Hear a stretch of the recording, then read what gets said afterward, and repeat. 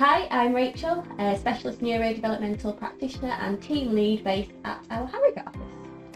I'm Sacha.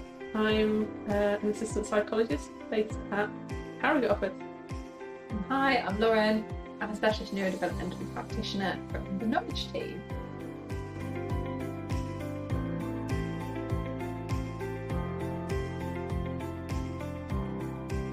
So this month is Autism Acceptance Month, and today we're just meeting to have a chat about everything autism, really.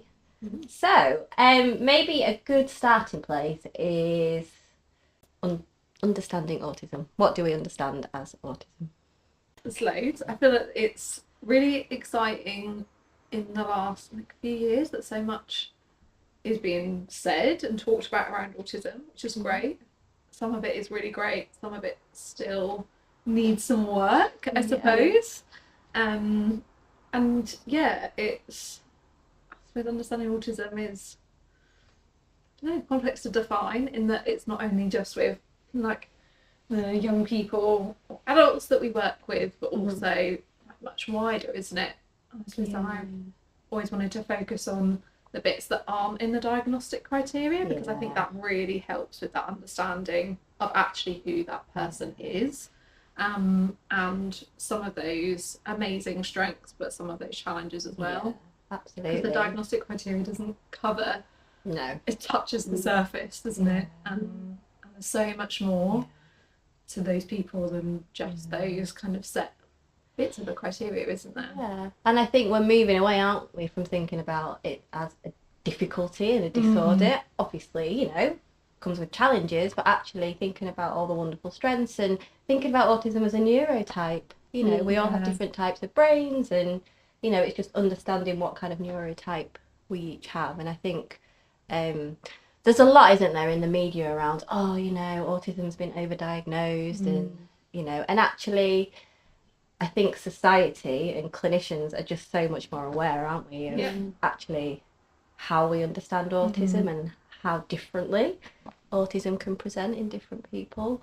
And it's interesting because autism understanding has improved so much, but there is still so much we don't actually understand. Absolutely. Yeah. It has a real impact, doesn't it, on, you know, people being autistic and that experience. And I think like that's always really important to me, whether it's meeting people in work or it's meeting people in my personal life. Actually, what is that like truly like? And I think that's my only job is almost to just understand that experience from that person's perspective. Like they are the expert, I'm not. And my job is to look at that diagnostic criteria, but that's not actually encompassing their experience. And capturing that and giving people a voice to be able to share that, I think, is so important, because most of the time people aren't generally interested in that experience. Autism has been such an individual profile, and yes, we have a diagnostic criteria, but how that looks and how that feels and what that person experiences is so individualised. And I think that's what makes kind of working in diagnostics so interesting as well, is learning about everybody's individual sort of experiences. I think one really positive phrase that I've heard is, when you've met one autistic individual, you have met one autistic individual, because everybody has their own unique strengths, challenges and experiences of autism.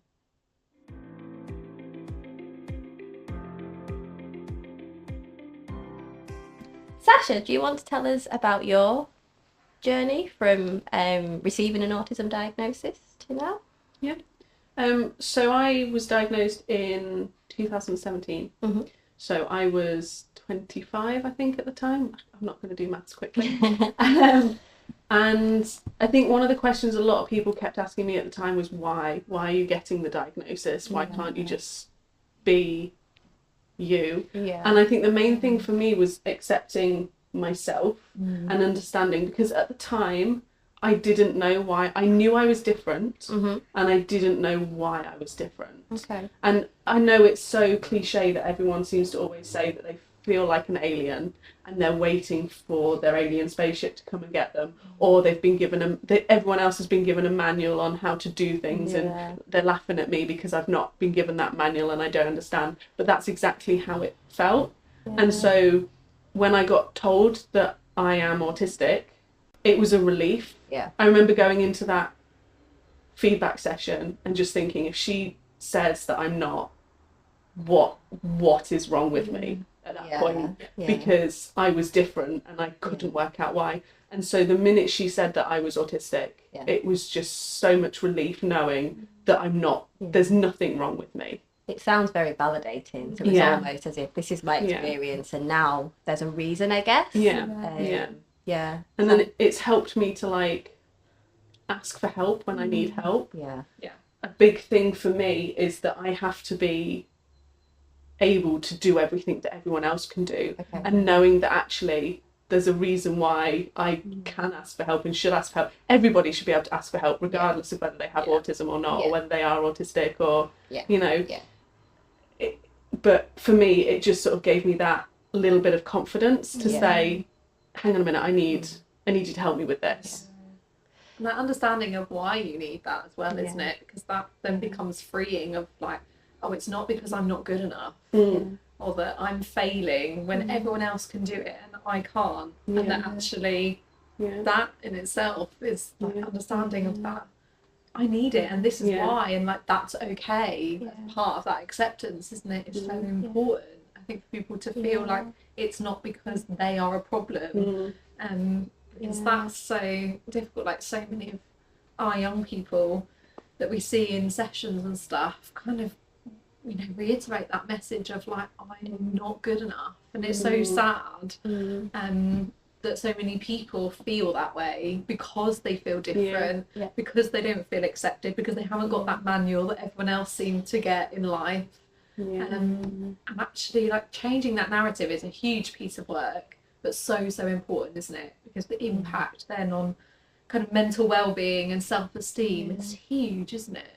Absolutely. And I think, you know, we talk about self-advocacy, don't we? You know, kind of we think about post-diagnosis and what happens, and I think, you know, self-advocacy is such a huge skill, and I think, you know, like you say, it's about kind of promoting what individual requirements or, you know, things you may need to kind of make things easier and more accessible. And like you say, that's not just for autistic individuals, that's for everybody, but it hopefully gives that confidence to be able to kind of relay that. So, and it also, it on the almost on the flip side, it gives me confidence in the sense that there are some things that I know I've struggled with and that any person with any person might struggle with, but me being autistic means that the struggle is more, but I've actually succeeded at that.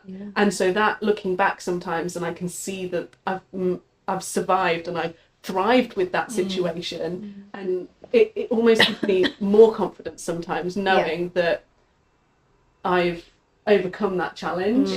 You know, there are challenges that I like to be challenged.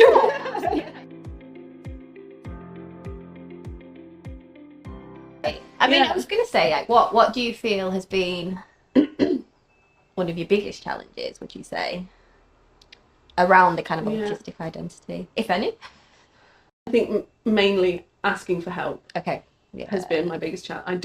I'm not a person that asks for help. Okay. And so being in a situation, being at this company has been so supportive, and knowing that I can just ask for help. But there was definitely a period of time when I first started and there's always going to be this period of time where you're adjusting to a new place and you don't know how supportive people are going to be. And so that, I think, is probably the biggest thing, of being able to say, no, I can ask for help and I am allowed to ask for help, and people will give me help. I just need to ask for it. And I think that and I think that almost kind of links into, again, kind of how we understand autism as a neurotype. And I think historically it was always kind of observable behaviours, wasn't it, that kind of led the diagnostic criteria, whereas actually we now know that so much is internalised. And it's not visible. And so, you know, when we meet young people and do assessments and, you know, think about an individual profile, their voice is so important because only they know themselves, don't they? Kind of from the inside. And I think as a clinician, we're so much more aware of that now, I think. I don't know what you think, Lauren. Yeah, definitely that. And I think it can be really hard for so many of our young people to kind of like articulate what is actually going on. And I think it like mirrors so much what you said, Sacha, around that understanding of self when you feel like so different. It's really difficult to kind of get a grasp on like what is going on, like trying to make sense of why things are more challenging. That actually so many of our young people can really struggle to kind of articulate actually what it is that's kind of like driving a certain thought process, or what is making something such a challenge. And I think that's why it's so important for us to have the skills as clinicians to help them to figure that out. And to be inquisitive and just ask those questions and just be there to listen and hear, and to not come in with that judgment or that expectation of, oh, of course they're going to find every change really difficult, because actually it's going to be dependent on context and situation and each day and who is present for that change, how they're feeling that day. But there's so many variables to that you know some of our young people might not even know about, but actually us having that in our minds and I think really change it. I think it's important for people in a non-clinical perspective as well, you know, like when they're offering support to people that need the support, is understanding that they're not always going to need help for everything. Just because they needed help for one thing previously doesn't mean that they're going to need help for the next when they do it again. Things like that, there might be different factors involved, and just listening to them is a big thing, and accepting as well that just because they look like they're coping doesn't necessarily mean that they are coping, because I think that's a big thing that I've struggled with, is that, I mean, I'm going to say this, you guys are probably going to go, no, you can tell Sacha, but I don't think people would realise that I'm autistic. And so sometimes when I ask for help, I feel like people look at me and think, well, why do you need to ask for help? You're fine. And no, sometimes you have to listen to people and listen when they're saying that they need help and that they're struggling. Just because they look like they're coping on the outside, if they've got an internalised presentation or, you know. Definitely. And I feel like that's so important. So like, I know my husband's autistic, and he wouldn't mind me sharing, and the biggest thing like on his journey has been me understanding him almost before himself, to give him that permission. He's really struggled with his own acceptance, but actually me knowing and sort of almost preempting that certain things are going to be more challenging for him, or that actually something just needs to be communicated in this way, or that I just need to actually be really blunt and name something with him, has made him go, oh yeah, like actually that is how I'm feeling. I've been able to understand that a bit more, and I've loved being able to support him on that kind of journey, I suppose, in like understanding more of himself. Actually, it's been important for me to just like get to know him, and things that might be more challenging. It's important. And it sounds so empowering, and I think, you know, certainly as a clinician, I think, you know, we have to be so kind of conscious, don't we, of kind of the language that we're using. You know, we are a part of somebody's narrative, and we're giving them a framework, aren't we, or kind of a story or an identity, you know, and I think how that is presented to them is so powerful. I think one thing that I've really reflected on kind of in the last kind of few years is definitely the language that I use kind of in my reports, and certainly when kind of chatting and interacting with neurodivergent individuals, and anybody actually, you know, because it's a culture shift, isn't it? You know, it's being neuroaffirming is a culture shift, and there's a long way to go kind of I think in society, but I think that's been one of the most powerful things for me kind of on my journey, and I think hopefully that's felt so much more positive to kind of, you know, the people that we've worked with and seen for assessments, because language is powerful, isn't it? And I think we can all probably remember kind of when we were younger, and if certain things have been said about us, and unfortunately the negative things stick, don't they? And I think, you know, when we talk about kind of differences and challenges, we're not kind of saying that there are no bad things. We recognise there are kind of challenges there. It's just they're not disorders or things that are wrong. You know, it's a very valid experience that something is perhaps difficult for that person.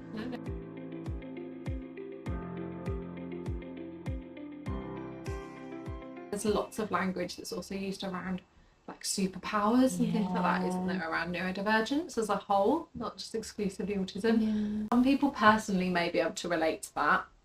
I find that really quite difficult to say as a clinician. And I personally don't relate to that, because I think actually there are so many challenges for people that are autistic, and actually that is really important to acknowledge, in that yes, there's so many things that we can be really great at, but I think the bit that for autistic people, speaking to them and people that I know personally, is that people not getting just how difficult it can be is the bit that's the most frustrating. Not like all of the amazing things, but actually you don't get how difficult it is for me to literally live my daily life. Don't erase my difficulties, don't erase my challenges, and we don't need, sometimes we need it sugarcoating, but don't sugarcoat the whole thing. And there are certain moments, I think, you know, where autism can be that strength, and I think that's where that superpower label comes from, of like, you can be amazing at things that you love, or that just like scratch that itch in your brain, or just click with you for whatever reason, and you can be the best person in the room at that particular thing. And so then the superpower label is where that's come from, and it comes with a good intention, doesn't it? But it inherently kind of negates those challenges, and they are just as important to acknowledge. Absolutely. And the awareness of it comes with both things, doesn't it? It's not we're only going to have awareness of all of the good things, because that's probably easier for people to talk about, and we feel like, for a lot of people, I think it feels like they're being better because they're talking about the positive things. I'm like, oh look, I'm celebrating you as this amazing person. But we all want to be acknowledged as a whole person, don't we? The good, the bad, the ugly, the fantastic, everything. And it's no different just because we're talking about being autistic. Absolutely. Yeah. I mean, do you think that was reflected in your report, Sacha? Because yours was a while ago when you got your I couldn't diagnostics. understand my report. I remember reading my report. I went into that assessment thinking, I mask really well, they're never gonna notice that I'm autistic. And I came out of it knowing that I'd got the diagnosis, but reading the report, and because I didn't understand it, I kind of read what I wanted to read, and so I was like, I masked really well, it's borderline, she barely considered me autistic, you know. And then I started working here, and I started understanding more about the terminologies and the phrases used and what certain things meant. And I reread my report and went, oh yeah, no, she saw she saw everything. So that was quite interesting, and I think that's something that clinicians have to consider sometimes when they're writing reports, is it acceptable? No, that's wrong. Is it accessible? Yeah. So that's something that clinicians have to keep in mind, I think, when they're writing reports, is it accessible to the person that's going to be reading this report? So, you know, keeping in mind what ability of reading they have and things like that, and not just the neuroaffirmative things, but accepting them as a whole person, and how they're going to read into this report, and what they're going to be able to read of the report.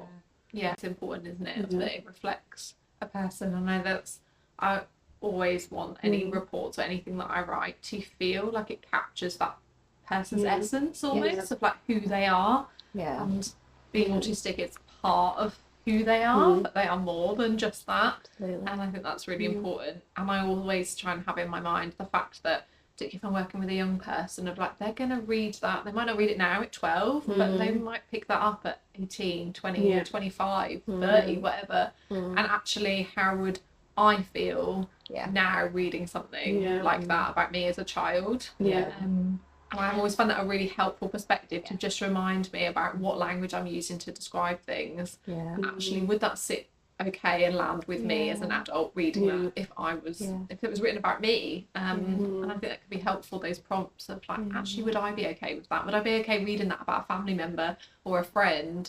To help me think about, obviously, just coming out of my head of all of the, you know, we clinicians, and we're thinking about that clinical stuff, and actually, but how does that land? How did that feel for people to receive that? I think it's a really important reminder for me always.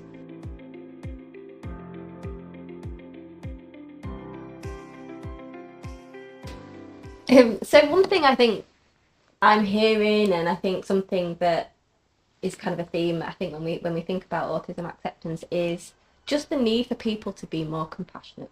Yeah. And I think we've talked about that, haven't we, in many ways? So kind of understanding challenges, the language that we use, you know, all of those things. What's actually underpinning that is compassion, isn't really? And I think that's one thing that kind of stands out to me when we think about autism acceptance. People want to do that, and I think if we're just in the public, that maybe like we obviously either lived experiences, friends, family, we're clinicians that we know autism well, but generally people don't, and until people kind of maybe have some exposure, so a family member gets diagnosed, or a friend of a friend's child, or a cousin or a niece or something like that, and it actually comes into their life, that there's then like, oh, okay, like I now have some kind of investment, I suppose, in wanting to learn more about it.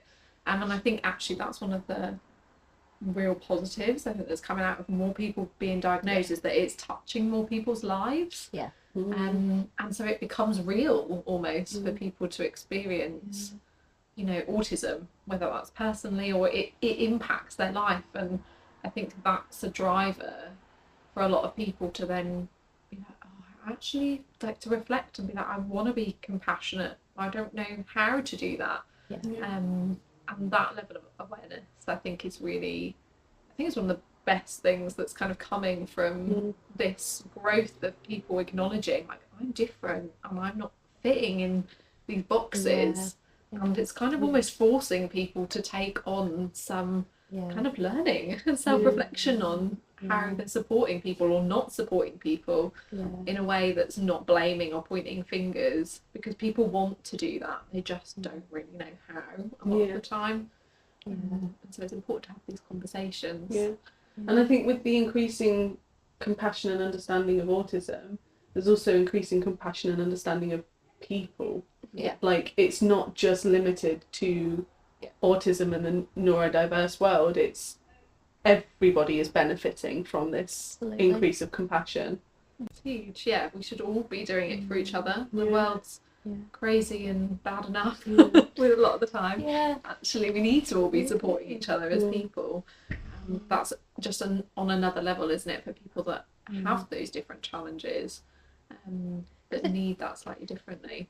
And I was just going to say, a challenge and a need is what it is, regardless of what we label it with, isn't it? And I think that's also what we're kind of moving towards as well, isn't it? You know, is actually, regardless of what label are attached to things, it's about seeing what those challenges and needs are. As a person.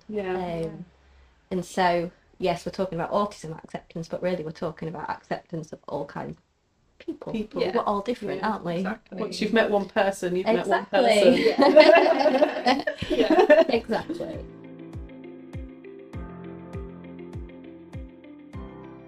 Personally, I feel we've moved on, and we are, you know, we are in such a different place now. I think even from a clinical perspective, kind of, you know, how our understanding of different presentations and, you know, just kind of understanding autism as a neurotype, to me, you know, I think back to when I was, you know, at university and things, and the language and the kind of, it was all very deficit based and disorder based. And I think for me, like I say, the biggest thing is that shift now towards that. I think that's reflected in individual clinicians and individual services. Like, I think as a service here, I would, like, you know, mirror that, in that I feel we're very progressive and we're not using the language of deficit or impairment or disorder, like, we're not using that, but there are still lots of places that do. And there's still lots of assessment tools that use that kind of model to look at autism, and that's really, I think that can be challenging for a lot of other services and clinicians, because it kind of requires individuals and other services to kind of go, actually, we're going to do this differently, and to create a whole change when something might have been operating that way for 15, 20 years. And that's a huge job for somebody to kind of take on, and for people to feel safe and comfortable doing, particularly when I think it's mixed in terms of, like I say, what we have access to in terms of whether it's assessments or certain bits of research that is still kind of sitting in that old sort of medical model.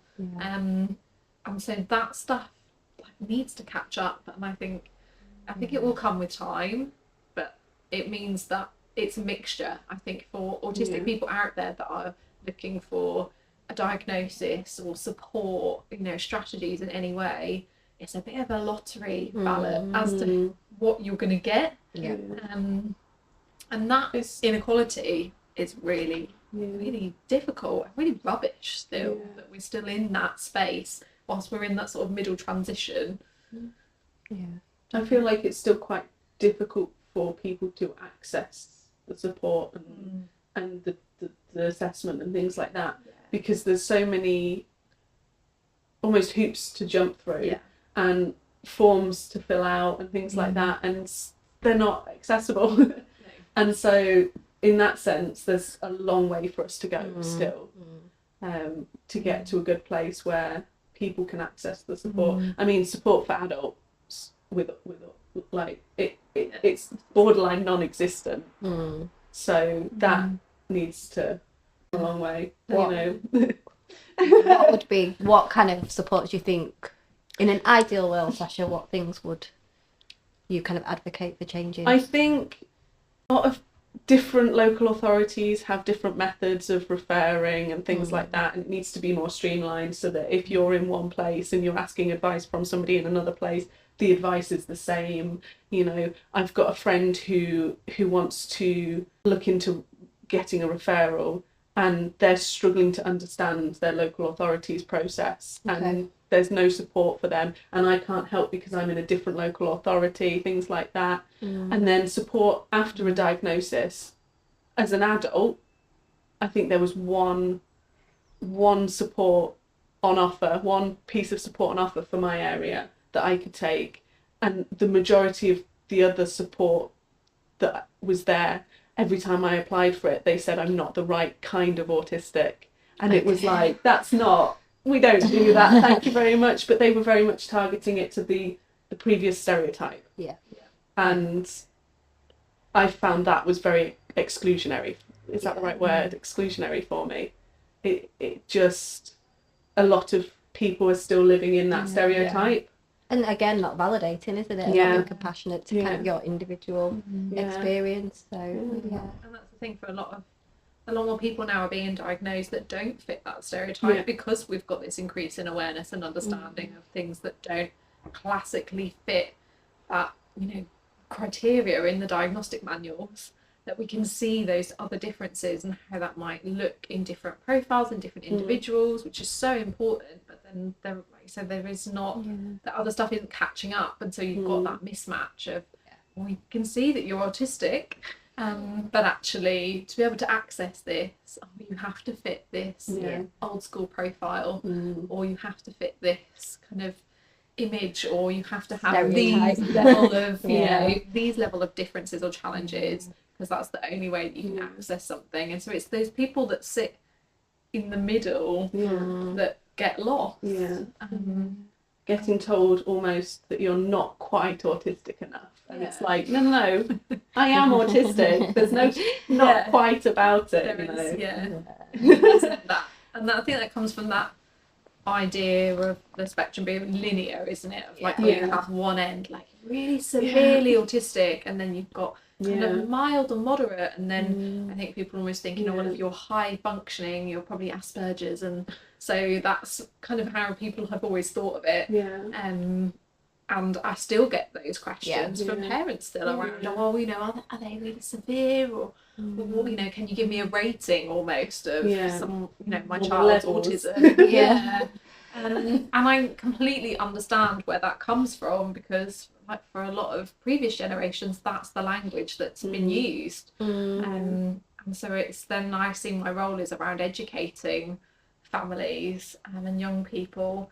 And I love to talk about the spectrum wheel around autism. I think it's a great, I have a really clear visual of it, and I think it's really nice to think about these parts and actually how big they are and how much they impact, rather than, oh, let's give a scale of, 1 to 10 or how severe you are, and if you're 5 and above, then you can access the support. But if you're not reaching that threshold, then sorry, like, we're not for you. Because that can be so limiting, can't it?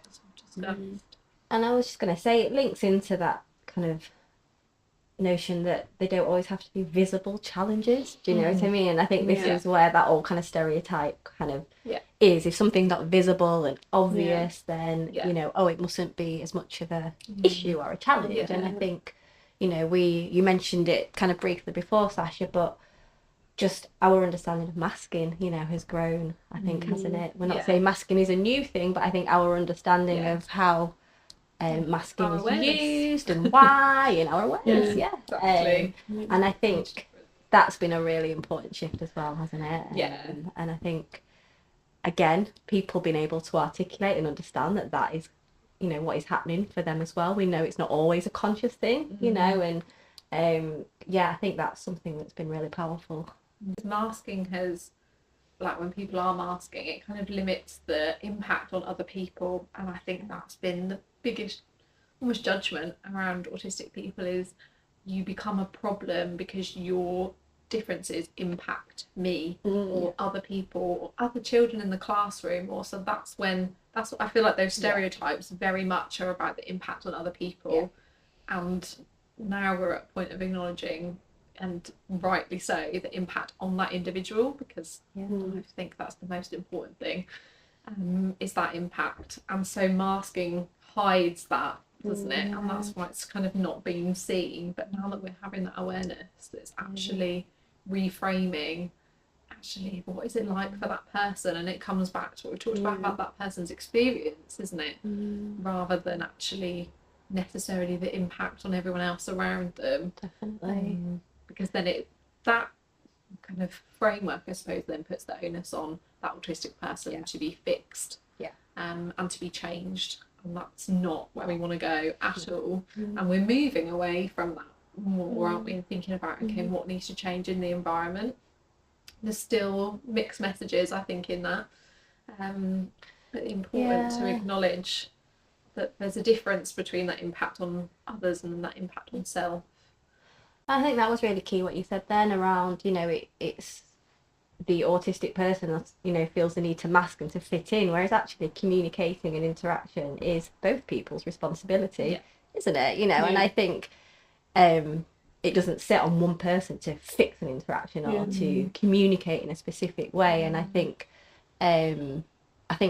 our understanding and promoting that message as well is something that's really key. We no longer advocate for kind of social skills training and things like that, because that's really promoting a neurotypical style of interaction and communication, and what we're actually wanting to do is accept all types of communication and interaction. There's no one type that's better, or and I think I think that's acceptance as well for me when we think about autism. Definitely. I think it's understanding that also, if you've got an autistic person and a neurotypical person, like, that's not like expecting each other to communicate in the way that you do is really, like, it's going to be really challenging in what they call, like, the double empathy. I love that in thinking about actually neurotypical and neurodivergent people. That's going to be harder for each person to understand the other person, because you both communicate differently, and the acceptance in that in itself. Like, if you worked with somebody that spoke French and you didn't speak French and they didn't speak English, you're not going to you're not going to sit there and say, no, you need to speak, well, some people do. You know what I mean? It's not, you both work to communicate with each other, so why is it different for neurotypical? But of course, two French people chatting is loads easier, isn't it? It is, and it's that of, like, also the acceptance of it's okay that sometimes it's not going to be perfect and that it's going to be more challenging, but, like, both people being invested, I suppose, in that challenge It's that's what makes it easier, like people accepting that, yeah, this is not going to be straightforward, but we're two human beings, we can figure this out. And actually, like, when you've got people that don't speak the same languages, you can still weirdly figure out and pick up on what each other are trying to say, can't you? Because it's two humans connecting. And that's the underlying kind of connection, isn't it? That's so important for people to not forget that it's just two people. Yeah.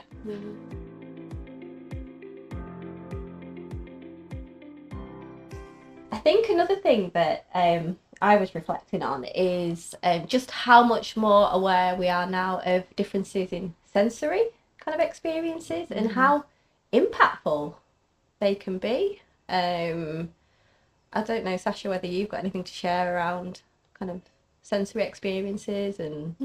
So, going into my assessment, you'll laugh at this because you'll think, really, Sacha?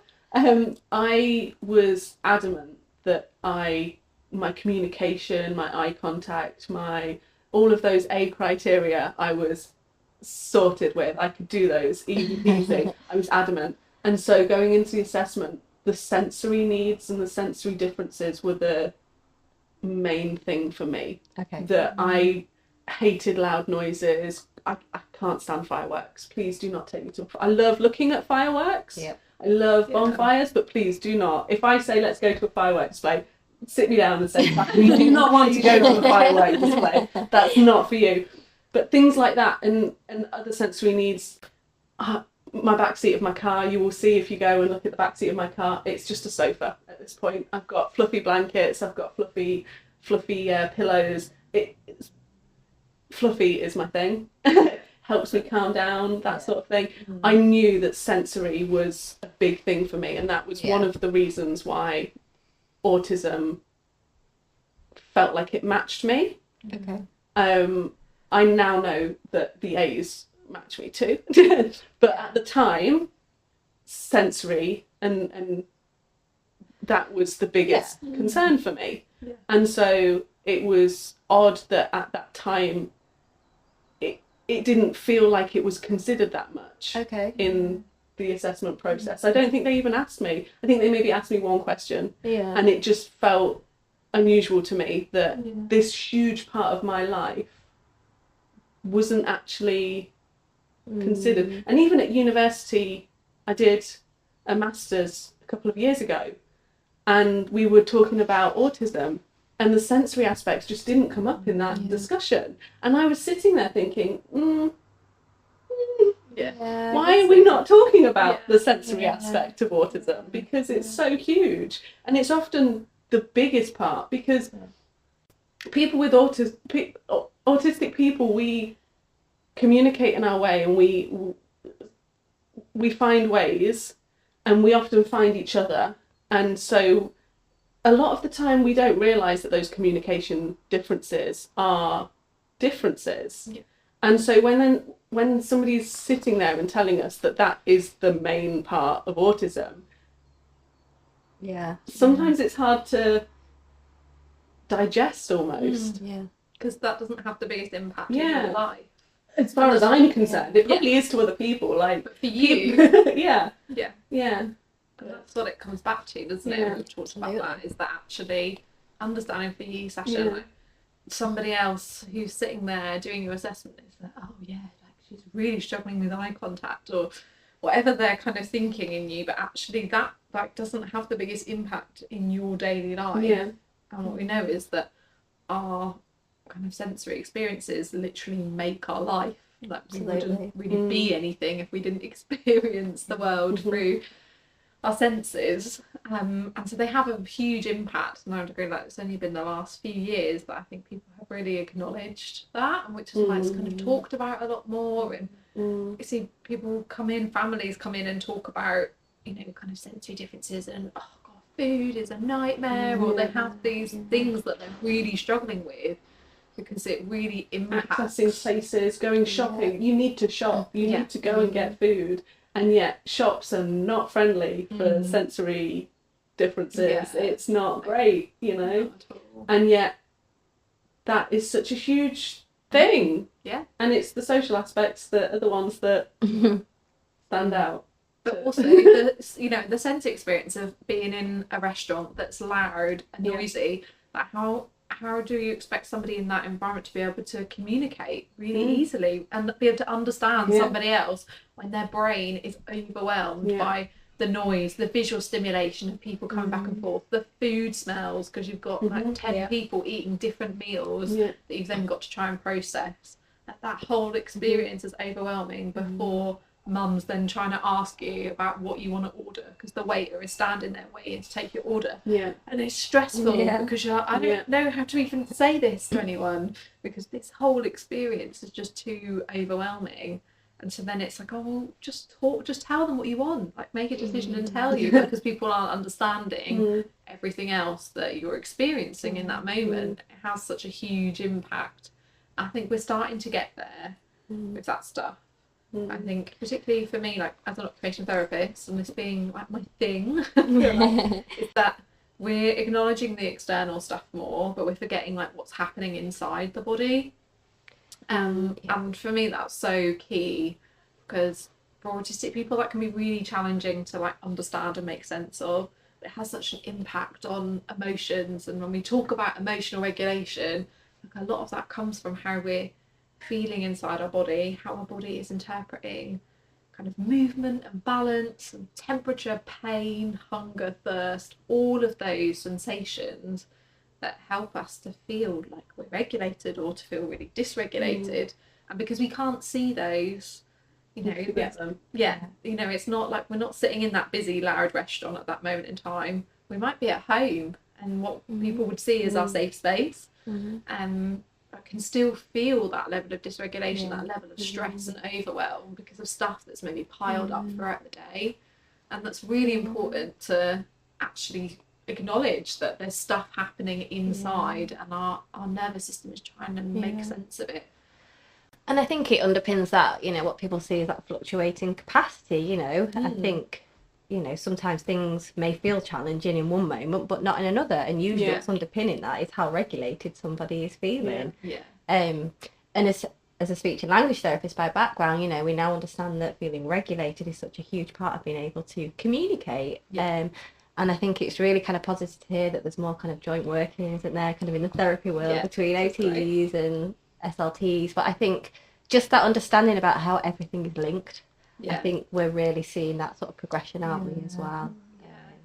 And I think that's really positive. Definitely.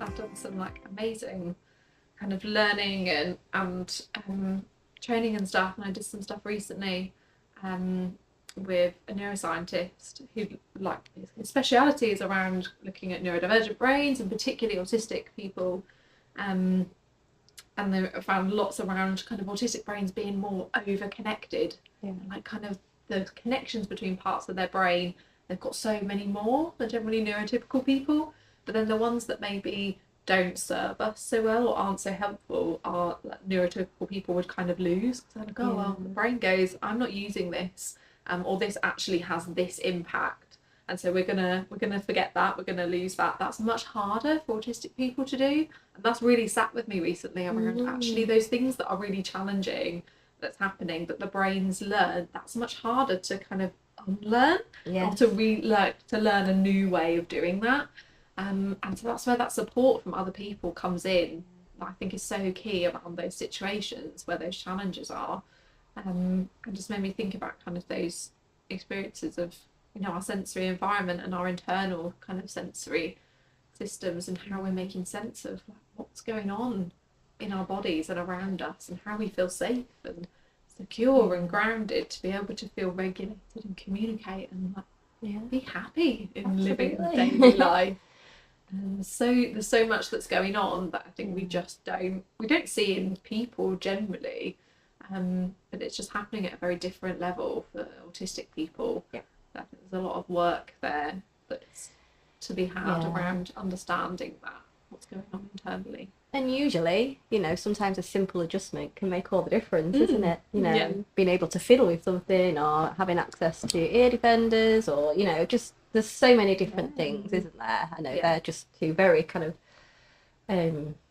key ones, but yeah, and actually what those adjustments need to be for that individual. You know, it's understanding that individual's profile. Not all autistic people need to use ear defenders. Do you know what I mean? Exactly. It's what those sensory challenges and experiences are like for them.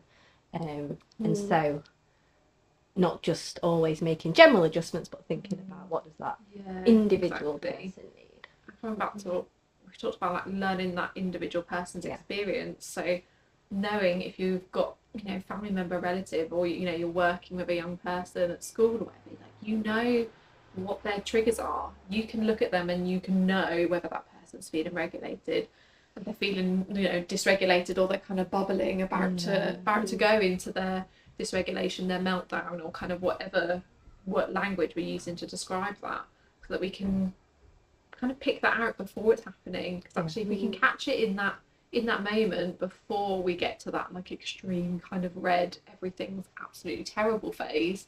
Actually, what can we give to that person at that stage? And that sensory experiences don't always have to be overwhelming, they can be really calming. And using movement and things like that can be so powerful to help people to feel regulated again. It's getting to know that person, to know exactly where that fine line is between okay and not okay. You know, regulated and dysregulated. Like, what does that look like for? And the nature of that line going into dysregulation means that it's often difficult for the person themselves to notice it and to spot it and to realise what the problem is. And so a lot of the time we're relying on other people to help us figure it out for us and notice what we need. I think particularly when we're talking about sensory experiences, it's so individual, and that actually if someone's telling you like that's not okay, then it's not okay. Like, actually you don't need to argue with it or go, oh, that's fine for me, so I'm not cold, or that didn't hurt me. You know, actually it did for that person, and that experience is very real. And I think that's the history, isn't it, that a lot of autistic people have felt very invalidated and that their experience isn't true. Not because people necessarily, that's not their intention, but that communication inherently makes people feel like, oh, well, it's not okay for me to experience that pain, or it's not okay for me to actually feel uncomfortable or unsafe in my body because someone's telling me that that's fine. And how do children make sense of those messages as well? It can be really conflicting. I think it's really important that we take notice of what people are communicating, whether that's through their words or through their body.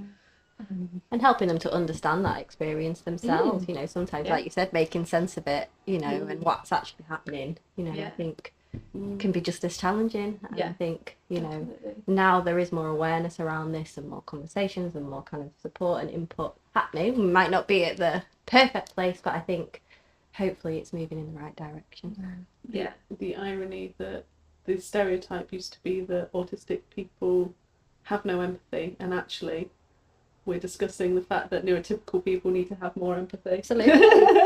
Absolutely. Definitely. Yeah. So it's been really great talking to Lauren and Sacha today about autism acceptance. If anybody would like any more information on any of the topics that we've been chatting about today, then please feel free to check us out on our website and social media.